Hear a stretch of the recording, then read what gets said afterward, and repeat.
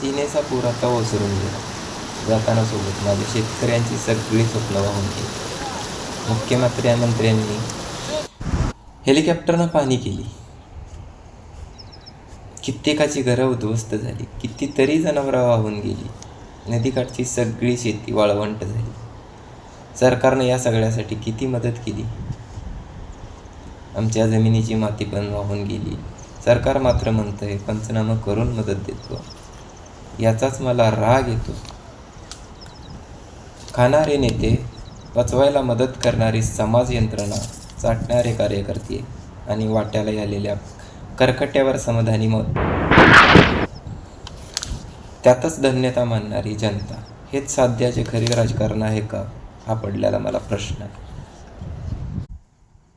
या उभ्या पिकामध्ये जो काही दिसत आहे तो संपूर्ण वाळूचा ढिगारा. सोन्यासारखी आलेली पिकं अशी वाहून गेली. खाली राहिली ती रेतीची पावलं ओली. ही आमच्या पिकाची झालेली अवस्था पाहून टाहो फोडून रडतोय आमचा शेतकरी.